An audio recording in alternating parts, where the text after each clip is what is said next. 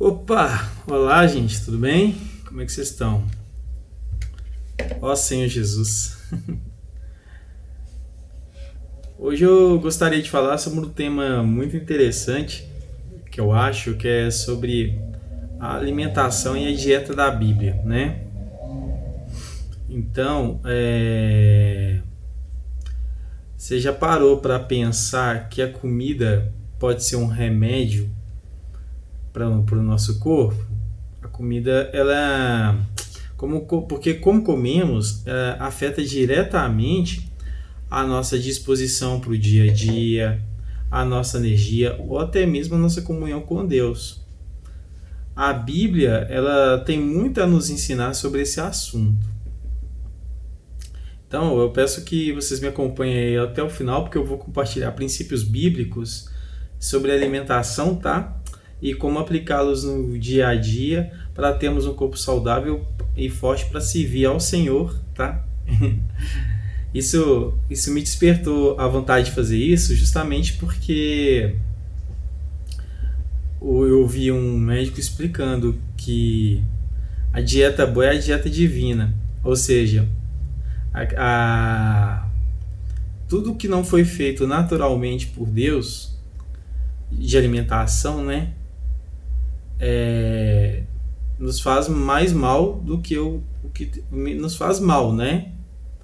E o que não faz mal é a alimentação natural. Então vamos lá, né? Primeiro nós precisamos entender que o nosso corpo ele não é nosso, tá? Esse negócio de meu corpo, minhas regras, isso aí não se encaixa. O corpo ele não é nosso, tá? Em 1 Coríntios 6, 19 e 20 diz: Ou não sabeis que vosso corpo é templo do Espírito Santo, que habita em vós, proveniente de Deus, e que não sois de vós mesmos? Ou seja, Deus está falando, não saber que o corpo é templo do Espírito Santo, é morada de Deus, e que é proveniente de Deus, que é Deus que nos deu o corpo, né? E que nem o corpo que a gente tem é nosso, gente. Quem acha aí que o seu corpo é seu, olha, Deus te deu autonomia para você fazer com ele o que você quiser, mas ele não é seu, ele é templo do Espírito Santo, tá?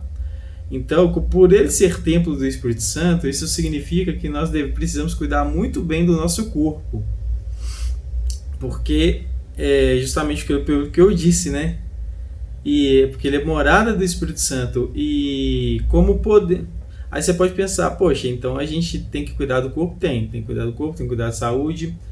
E como cuidar do corpo? Com uma boa alimentação, evitando excessos, tá? A gente se alimentando adequadamente, evitando excessos. O que a Bíblia diz sobre alimentação? Vamos aqui, ó, Gênesis 1:29. Deus disse: Eis que vos tenho dado toda a erva que dá semente e se acha na face de toda a terra, e toda árvore em que há fruto que dá semente ser-vos-á para alimento. Ou seja, a dieta original que Deus deu ao homem é baseada em frutas, cereais, verduras, verduras e oleaginosas.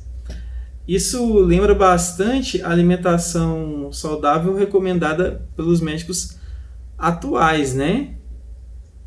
Os médicos atuais, eles nos recomendam esse tipo de alimentação. Deixa eu só olhar um detalhe aqui, amados, rapidinho, porque eu não gosto de deixar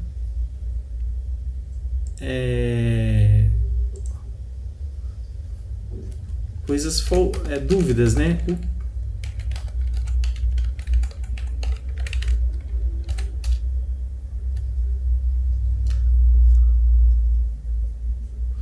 Oleaginosas são, por exemplo, castanha, nozes, amêndoas, avelãs, pistaches, amendoim, tá? Sementes oleaginosas, por exemplo, semente de girassol, de chia, de linhaça, de gergelim, entendeu? Então, isso tudo nos faz bem.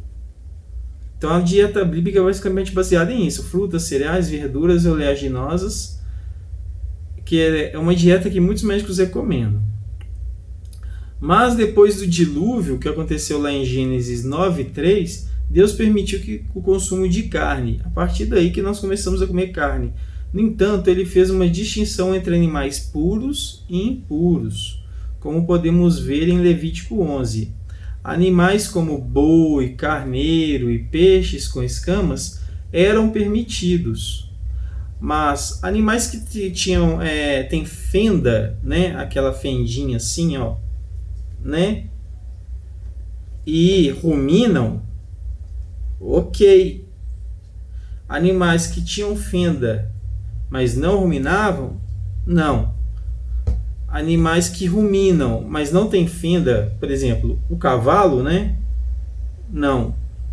Peixe de couro, não. Peixe de escamas, ok.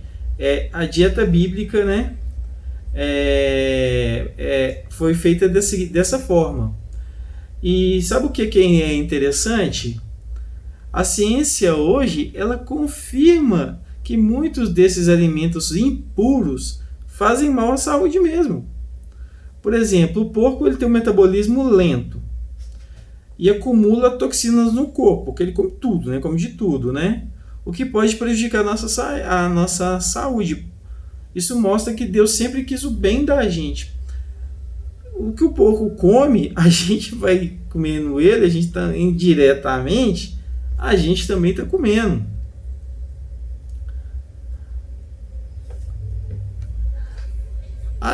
O perigo da alimentação desregrada, né? Se você comer muito, né? Vamos falar um pouco sobre o exagero. Deixa eu te explicar uma coisa. Tem aquela parte que a gente vai em muitas reuniões, né? Muitas reuniões cristãs, né? Evangélicas, que todo mundo, que até o mundo fala isso. Crente não bebe, mas crente come, né? Não bebe, mas come. Inclusive virou um estigma, né? Para nós cristãos, né? E a gente fica, que legal.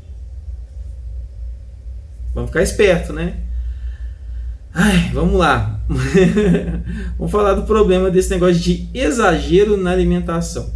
Em Provérbios 23, 20 a 21, tem um alerta lá, tá assim, ó. Não esteja entre os beberrões de vinho, nem entre os comilões de carne, porque o beberrão e o comilão cairão na pobreza. Ou seja, gula é um problema espiritual. É espiritual e físico. O excesso de alimentos processados, gordurosos, açucarados podem causar obesidade, diabetes, hipertensão, entre tantas outras doenças. Infelizmente, né? Eu tive um pai que descobriu isso tarde demais, né? Mas ele, inclusive, ele leu sobre dieta bíblica e ele achou hiper interessante essa questão de Deus falar de alimentação. Porque muita gente prega Deus salva, ok, amém, é o principal, né? Mas Deus, ele cuida da gente, ele cuida da nossa alimentação. A Bíblia fala sobre isso, né? Como eu estou mostrando aqui. Em Filipenses 3,19 está escrito: o Deus deles é o ventre. Ou seja, o Deus dos comilões, dos beberrões, né? É o que? É a barriga. Isso mostra que comer sem moderação pode até se tornar um ídolo na nossa vida. Quando eu falo muito de idolatria, muita gente acha que pega pesado, mas não. Tem gente que tem idolatria de objetos, como carro, por exemplo, né? A idolatria de pessoas, por exemplo, idolatria de muitas coisas, né? Idolatria ao dinheiro, por exemplo. Isso não permite que a gente vá para Deus. A gente precisa desconectar das coisas que nos prendem, dessas idolatrias. E em alimentação é um tipo de idolatria.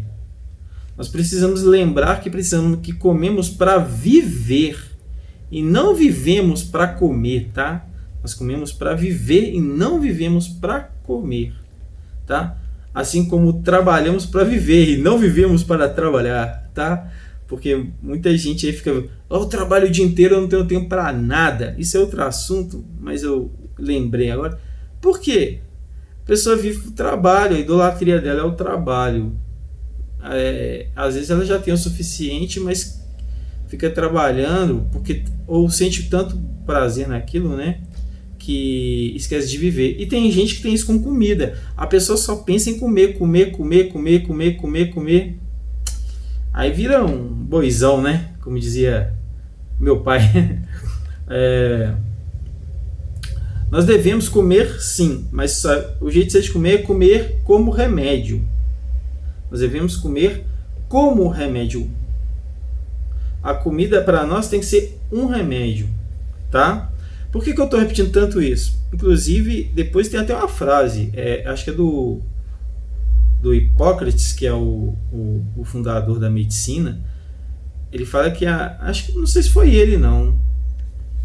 Deixa eu pesquisar aqui rapidinho. Vou pesquisar rapidinho aqui, irmãos. Por que eu pesquiso? Porque eu não gosto de deixar arestas. É ele mesmo, ó. Que teu alimento seja teu remédio e que o teu remédio seja teu alimento. Essa frase ela foi atribuída a Hipócrates, isso mesmo. Hipócrates é considerado o pai da medicina.